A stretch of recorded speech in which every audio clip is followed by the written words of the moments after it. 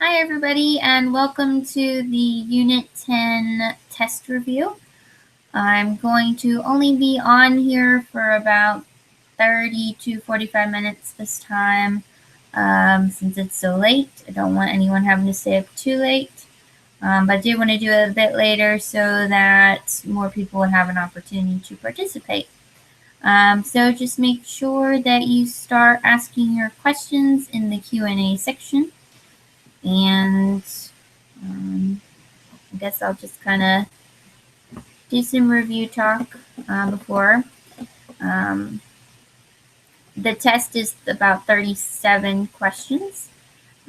Those questions will be all matching or multiple choice.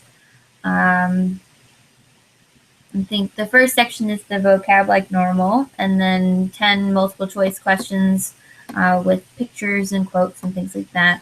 And then there's two other sections of matching. One's going to ask you to do domestic versus foreign policy, and the other section is going to ask you to identify a particular conflict that the U.S. has been involved in. So you kind of need to know Revolutionary War all the way up to Gulf War II. No short answer questions this time. Still 4 bonus questions, so 8 possible bonus points. Yeah, I can't think of anything else.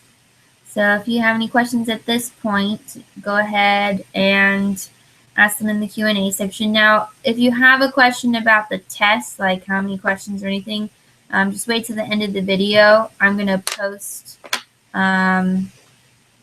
the YouTube video to Edmodo afterwards. And like most of you saw as you were coming in, I was talking about what's going to be on the test, how many questions and things like that. So just go ahead and go back and watch the video. I do have one question that's asking me about posting the study guide answers today. I had a lot of students that didn't do their study guides this time. And we've had a lot of students waiting until I post the answers to do their study guide. So I will not necessarily be posting the answers today. But if you have a specific question about one of the answers, then I'll go ahead and answer that.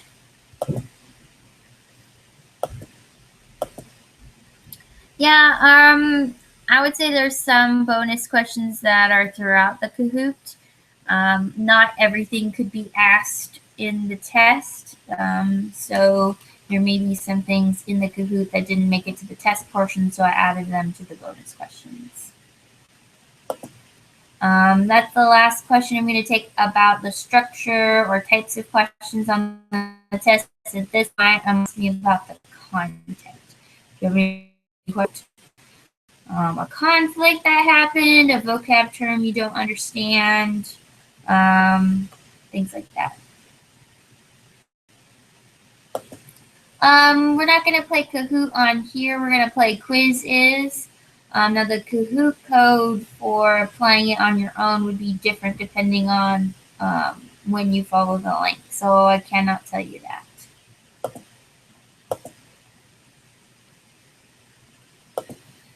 So the Vietnam War starts mid to late 1950s and it goes to 1975. So the original president on that was John F. Kennedy. He's the one who sent in the first military advisors to Vietnam. Lyndon B. Johnson takes over when JFK is assassinated, and he escalates the Vietnam War. He serves 2 terms. The next president is Richard Nixon. He also keeps the war going. When he resigns, Gerald Ford takes over. It's during Gerald Ford's presidency that the troops are returned home. Yeah, Rohan Kennedy is one of them, but there are 4 total. So Kennedy, Johnson, Lyndon Johnson, Richard Nixon, and Gerald Ford.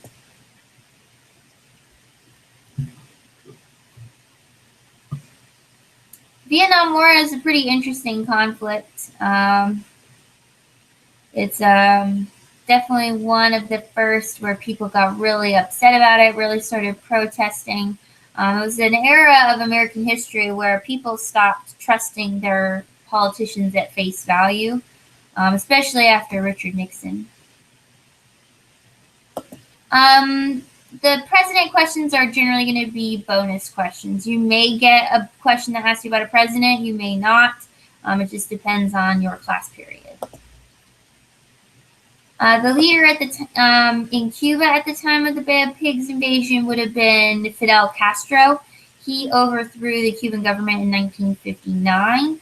So the Bay of Pigs invasion was 1961, if I'm not mistaken. So he was the leader in Cuba. Now, at the time, the leader in the U.S. would have been John F. Kennedy.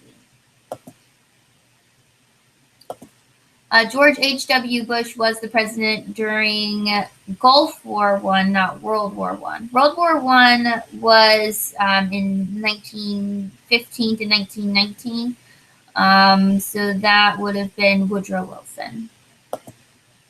And Viz is answering that question there. So.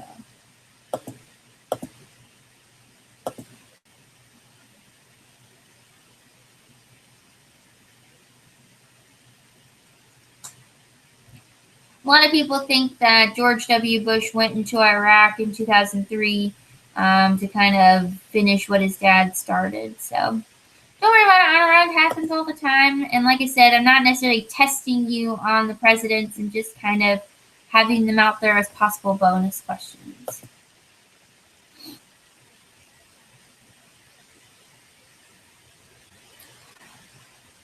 So don't forget that you will need to know the difference between foreign and domestic policy. You guys are focusing a lot on the presidents. I promise you that is not the most important portion on the test. Really, the most important portion is pretty much everything else. But I will tell you, Harry Truman was involved at the end of World War II. He was also involved in the Korean War. The Korean War ended just before the end of his presidency. So yes, it was the Korean War as one of them.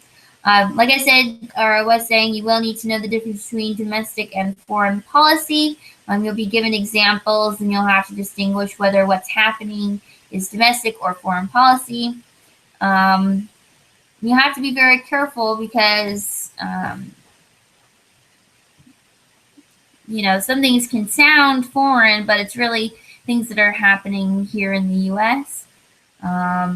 So things like Congress making decisions, president doing State of the Union or pushing for a law that would help the American citizens, things like that are all going to be domestic policy.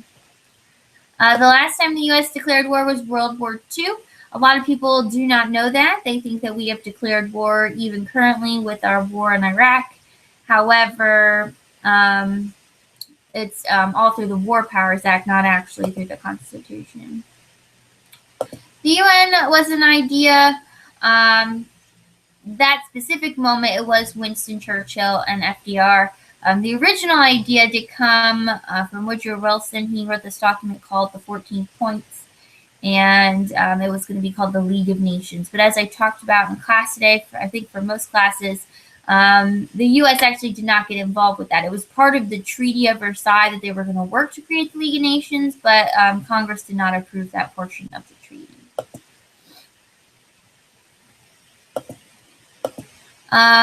We sent our troops into Iraq after Saddam Hussein. Saddam Hussein was an autocratic leader of Iraq, and so that's where we sent our troops.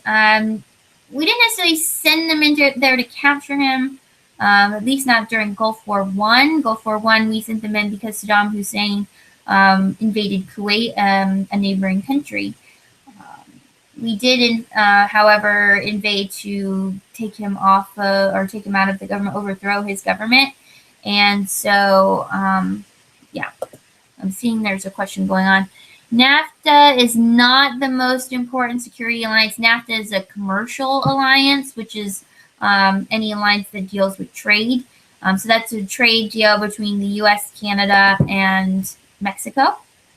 Our most important security alliance is NATO, North Atlantic Treaty Organization, which is among, it's a bunch of countries that teamed together against Russia during the Cold War.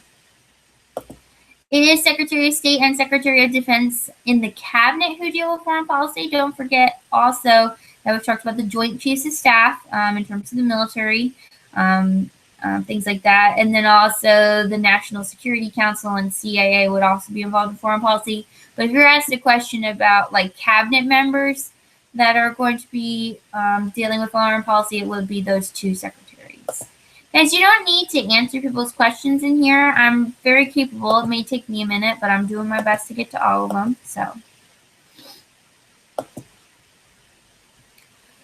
why did we send troops into Iraq and Gulf War II? So, after 9/11, we were getting really heavily involved in the Middle East. We were already sending troops into Afghanistan after Al-Qaeda and Osama bin Laden. At that point, George W. Bush called for an investigation into Iraq.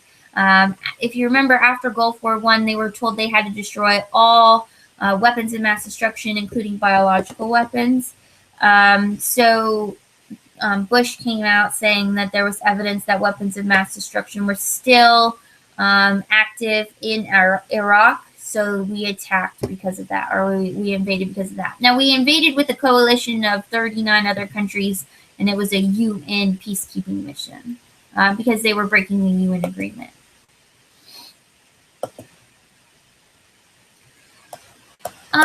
So the War Powers Act, is the main. It doesn't necessarily change the president's power in terms of sending troops into action. What it did is that the president can't circumvent the declaration of war aspect by just sending troops into action and saying, oh, well, it's not a war, it's just action.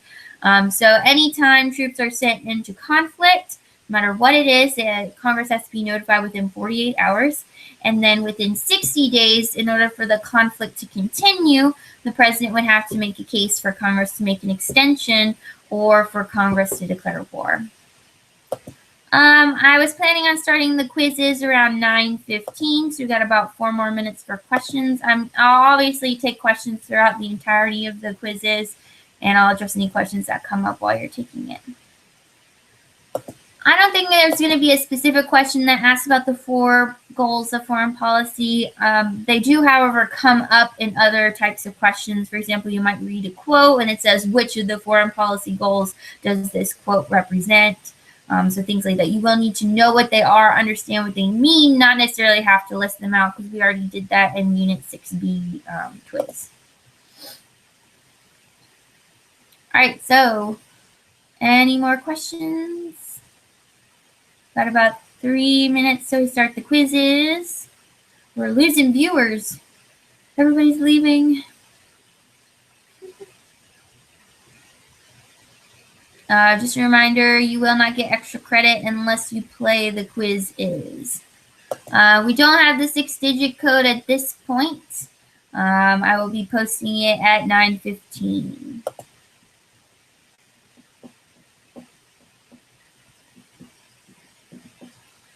Also post a link to the quizzes on Edmodo when we're finished so you can play the quizzes on your own time if you want.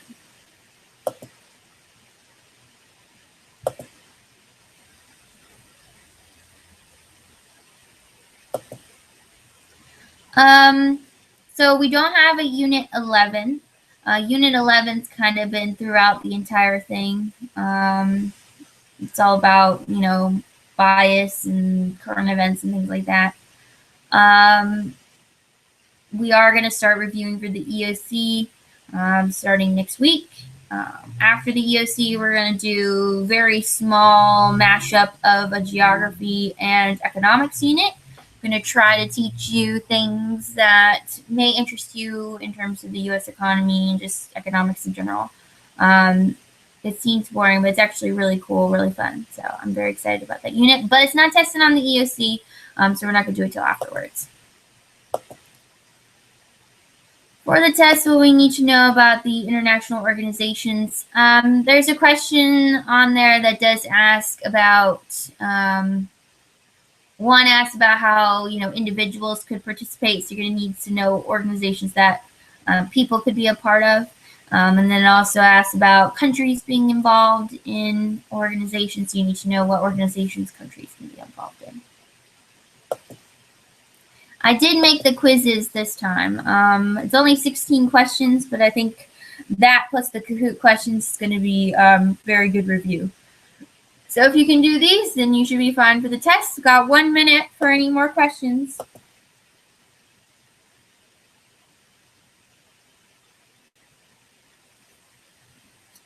So just to recap, you can go back to the beginning of the video when I'm finished to look this up too if you miss it.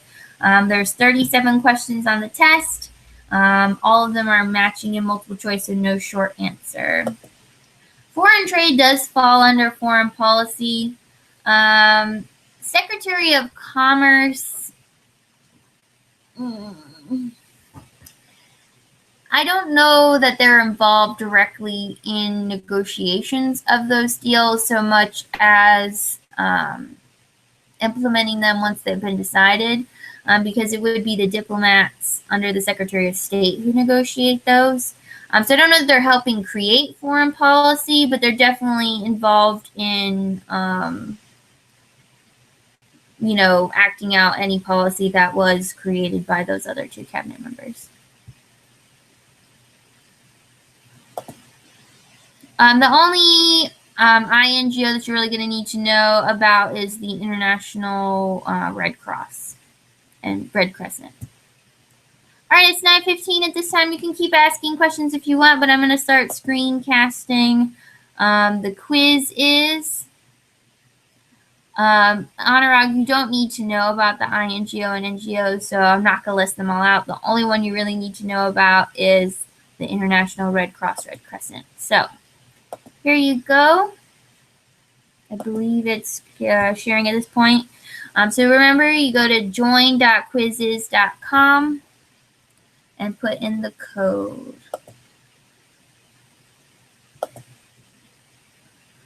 So remember, we sent troops into Iraq during Gulf War II because we were under the impression that weapons of mass destruction were there and were in possible use. So we went in with a coalition of UN, 39 other countries, to go and find the weapons of mass destruction. The secondary goal also being to overthrow the Saddam Hussein regime and to institute a democracy. All right, remember to receive extra credit for participating in the quizzes or in the Google Hangout. You do need to have your name pop up in my quizzes report.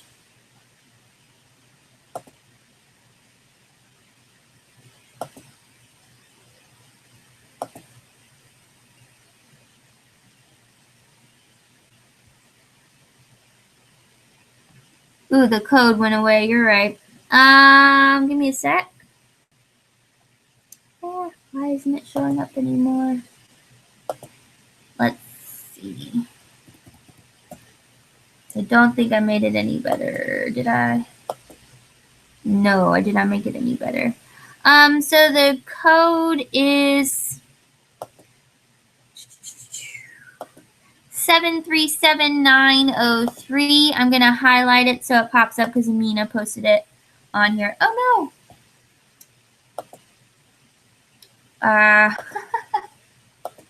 Why are you doing this to me? Well, here we go. I found it. Okay. All right. It should be posting still. So the code is 737903. The General Assembly is like the legislative body of the UN. That's where all 93 countries are represented, where all their ambassadors will be, and that's where they pass resolutions.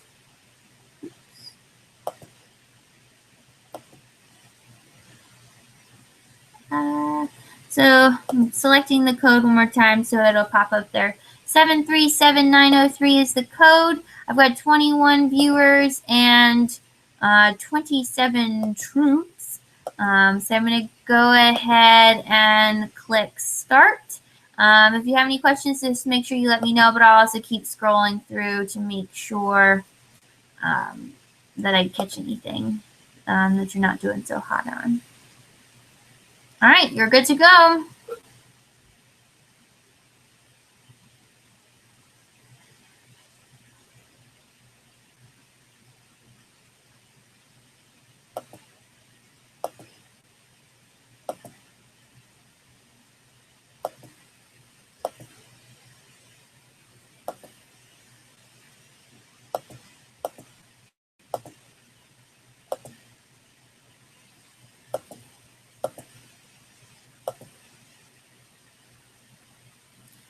Johnny. No, yeah, Johnny, I see you on there. You should be good to go.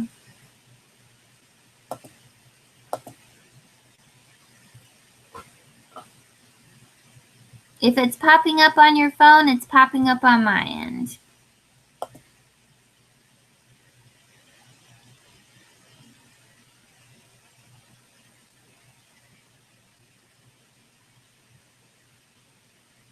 All right, anyone joining us late, the code is 737903.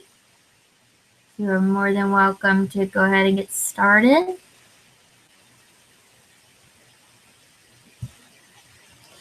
All right, I'm just going to scroll down to see how we're doing.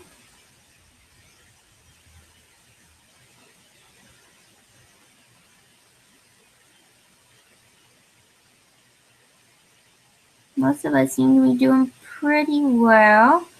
What is something the president does not do seems to be one that is giving us a hard time.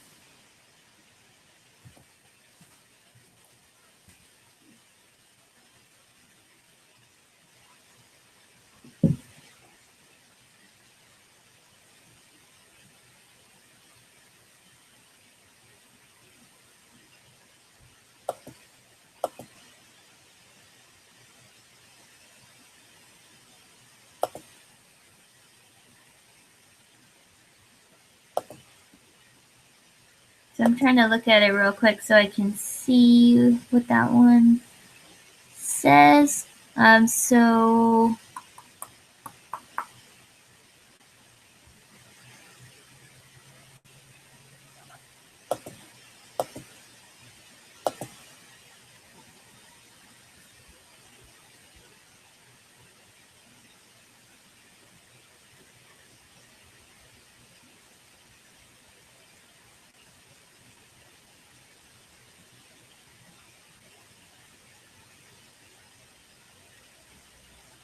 okay. So I just double checked that my answer key was right. We seem to all be getting the what is something the president does not do in terms of foreign policy. One thing he does not do is ratify treaties. He doesn't ratify treaties because who does that? Well, that's Congress. But it looks like every other question we seem to be doing pretty well on, or at least most people are getting it right. So that's good. And most of us are having mostly green, which is awesome. Let me double check and see if I have any questions. Looks like no questions at this point. So at this point, I'm going to call it at 9:30. I know it's shorter this time. I feel pretty confident that you guys are ready to go. So I'm not too worried about this one. I know you may be worried, but I'm not worried. So that's all that matters.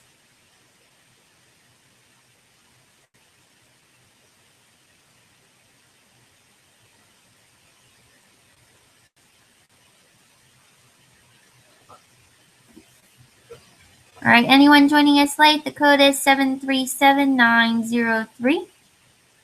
So if you want to get joined in, you can do that. You can play it as many times as you want. That is up to you.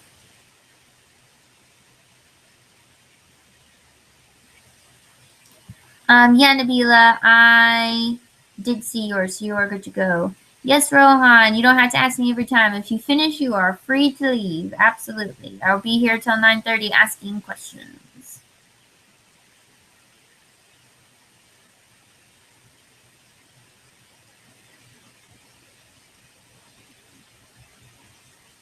Same answer, Anurag.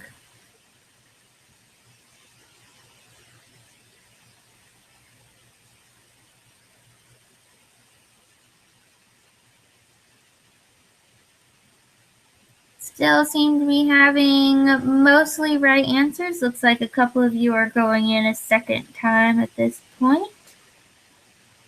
Or a couple of us are. President foreign policy questions still giving people trouble. Make sure you're seeing that it says does not do in terms of foreign policy. The thing with quizzes too is you can only have one right answer. So make sure you're looking for the one that does not match the others.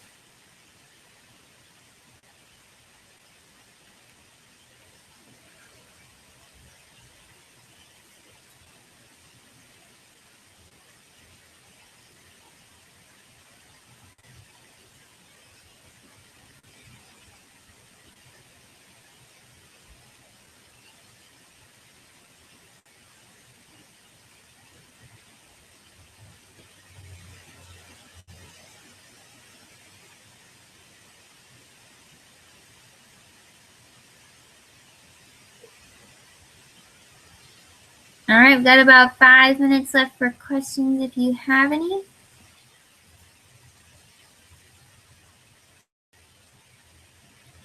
The U.S. agreeing to be a part of the Organization of American States is a security alliance between the U.S. and Latin American countries. So it's foreign policy because it's us negotiating with other countries, creating alliances with other countries.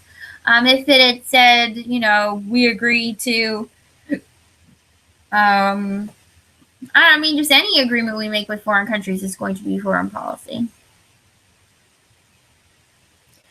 Congratulations, Amina, on being first.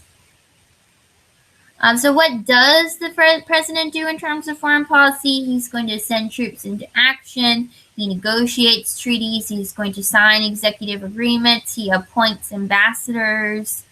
Those are the main ones that are popping up in my head at this moment. So sending troops into action, signing executive agreements, negotiating treaties, and appointing ambassadors.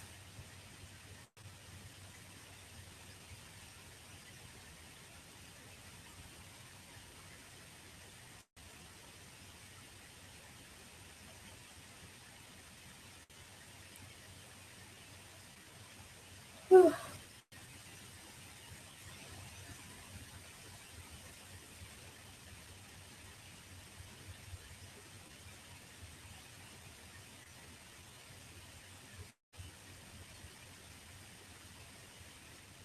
All right, 3 more minutes for questions.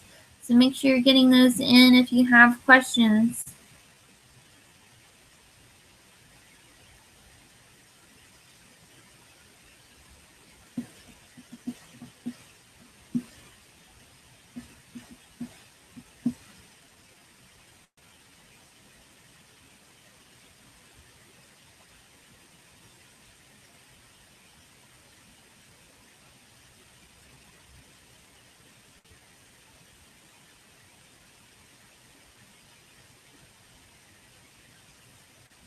The OAS is the Organization of American States. That is a security alliance that the U.S. is in with 34 Latin American countries. So that's all about agreeing to help each other in terms of security issues basically throughout the Western Hemisphere. That one was signed in 1948, so even before we were in the NATO alliance. It's quite interesting. I actually drove by the headquarters of OAS when I was in DC. It's right outside or right across the street from the Washington Monument. So kind of in front of the White House.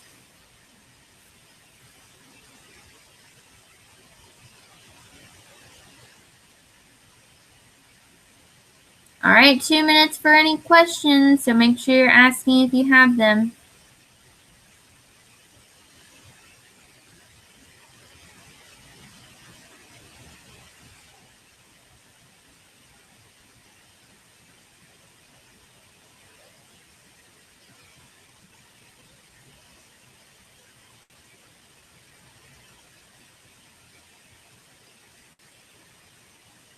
All right, now it's 1 minute for any questions.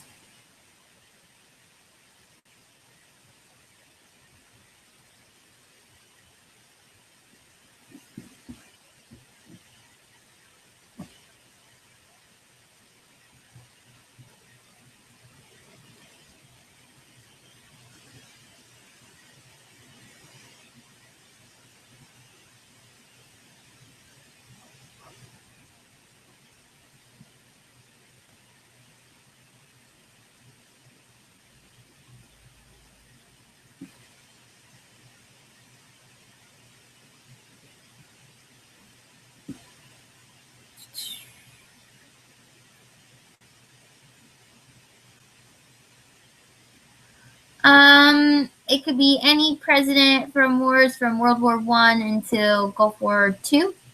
So I'm only maybe give you one of those for a bonus question, though.